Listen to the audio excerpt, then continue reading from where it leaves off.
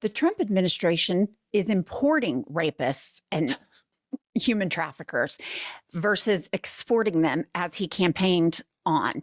So the Tate brothers, as we've discussed, they're wanted in Britain. They're under investigation and they have a trial in Romania. But the Trump administration wanted to bring them back to the United States. When asked about this, President Trump said, well, I don't know anything about it, which is his standard line for anything that he does that's unpopular. So his dear buddy, Roger Stone, gave us the exact name of the Trump administration official that brought the Tate brothers back to the United States. Ooh. Roger Stone says, at Richard Grenell, secured the release of the Tates because there was no evidence against them. So now, of course, little Ron DeSantis says these U.S. citizens have no pending charges against them and are not welcome in Florida. Well, you know what? Kitten Heels, as we said last week, he was not happy about the importing of these two brothers to Florida. And so his Secretary of State launched an immediate investigation into the Tate brothers. And now they've scurried and left. But before they did, the Tate brothers were welcomed onto Candace Owens' podcast, which is repulsive to me. They are self-proclaimed misogynists. I have seen videos, which I will not play, of him attacking a 15-year-old and saying the most horrible things to her. He talks about choking women out during sex if they're not subservient enough. But Alina Habba, as I might remind the viewer, also was just slobbering all over him in a podcast. Anyway, so after the Attorney General of the state of Florida goes in to begin investigating Andrew Tate, this is what he posts on Twitter. Absolute communism. I've been in America for 5 days. I sat on my laptop and did a podcast. Thank you, Candace Owens. Insanity. I'm super disappointed in the United States. This isn't the real America I know. This is a sad, sad day for America, trying to find crimes on an innocent man. I'm not afraid. I'm genuinely disappointed. Well, plot twist, he was afraid, because he hightailed it out of Florida, but not before he goes after Kitten Heels, which no one likes the troll of Kitten Heels more than I do.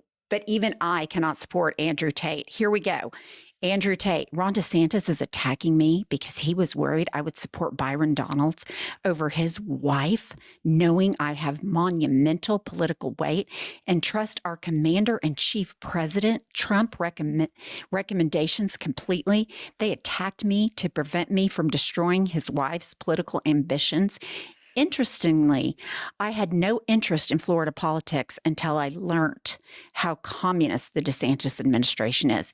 The game is on. And so in my mind, I asked you the question, why would the Trump administration, other than that they are full of sexual predators, why would they want the Tate brothers back in the United States? And you educated me on that, and I was hoping you could educate our listener. So the Tate brothers are friends with Barron Trump. Oh. And Barron and Andrew Tate communicate because, MAGA family values and all. Right. And the larger narrative here is that I also think the Tate brothers are connected to Vladimir Putin. And Putin ordered this. And there's connections shown between the Tate brothers and Vladimir Putin. But the larger thing here is that young boys in this country are not okay. Right. And a lot of this is in large part to do with social media and people like Andrew Tate and Charlie Kirk promoting all of this misogyny. And this is why you see all of the Silicon Valley oligarchs pile on to Donald Trump, because they don't want to be regulated.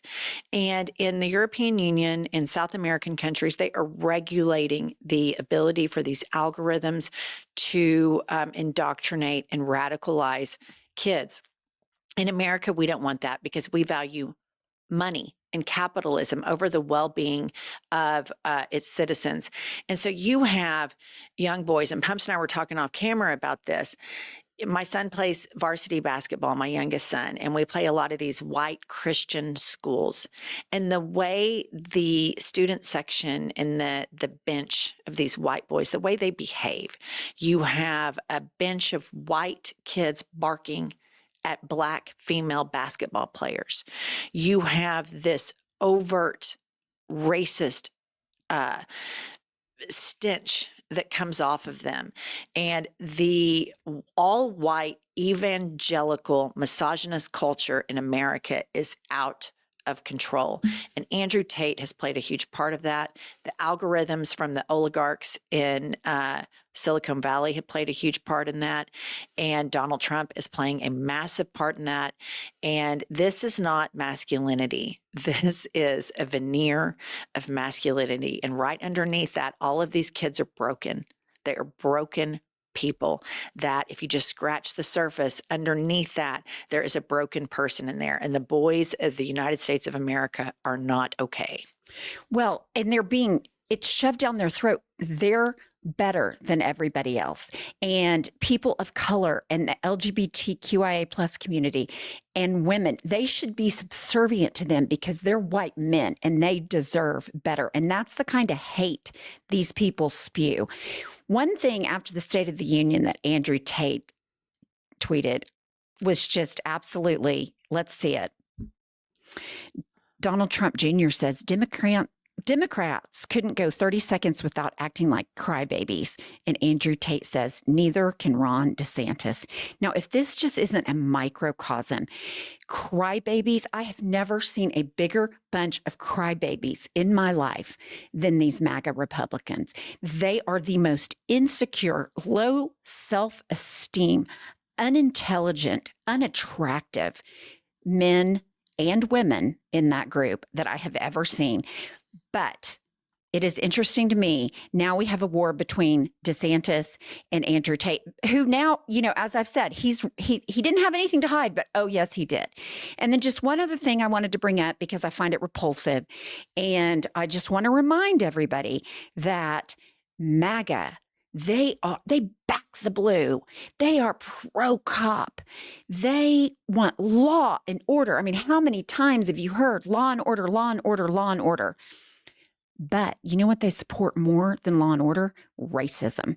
And so now Ben Shapiro, who I'm confident has never given a woman an orgasm, that's just my opinion, he is now trying to get Derek Chauvin pardoned by the president of the United States. And Elon Musk is on the bandwagon. Let's see this. Pardon, Ben Shapiro says, pardonderek.com. Elon Musk, something to think about. Now, not that our listeners need to be reminded, he is the one that killed George Floyd on video in Minnesota. So let me ask you, why on earth, if they are so pro law and order, are they willing to let a murderer free? And do you think, two-part question, and do you think if a black cop had murdered a white man on video, they would be seeking a pardon on his behalf? Because in their convoluted world of supporting the blue, they think because Chauvin is a white cop, that is in essence supporting the blue. The problem with the policing and the African American community is this has been going on for decades. The difference is people just have cell phones now and they're trying to get body cams. And this whole thing started a movement, during COVID, and everybody with any sense of decency was obviously outraged by the murder of George Floyd and the overreach of the police. And, of course, the rules that apply for white people in MAGA don't apply for black people. I mean, we could go down this rabbit hole all the time. If Barack Obama ran around with George Soros, what would Fox News be doing? They'd lose their shit. If Barack Obama sold gold sneakers to the tune of $2,000, the racism would be off the charts. And so, the MAGA has a cascade of problems. And at the top of it is white supremacy and white entitlement. And then you have the allies of that white supremacy and white entitlement in a lot of white women that align themselves in supporting this white supremacy. And then you have, for some reason, people like Candace Owens that are black, that, I guess she hates being black and she's desperately seeking the approval of white people. And then this is where I want to point out something really important. This is where I think Democrats are making a huge error right now. That desperation, when you see somebody like Candace Owens, or you see somebody like George Santos, gay man, or you see Caitlyn Jenner, who's trans, who then aligns with the most anti-trans, administration ever in the history of anything. When you see that happen, you see like, ugh, that's so gross. And the Democrats right now, they're talking about, they've had focus groups. Right. And they're talking about how they can move to the center. And they're talking about basically losing principle, losing courage, and trying to align with this. And this is a huge mistake because it is a short-term thought process. It's just this impulse to fix now, and they're not playing a long-term game here.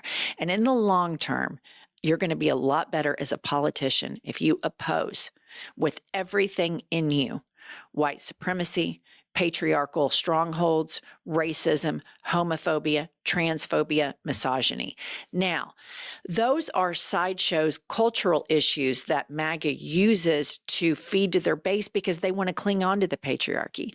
That should be a subpoint that the Democrats campaign on. The biggest thing they should campaign on right now is they're using all these things to distract you from the fact that the issue in schools isn't trans kids. The issue in schools is that kids get shot at school. That's right. That's the big issue.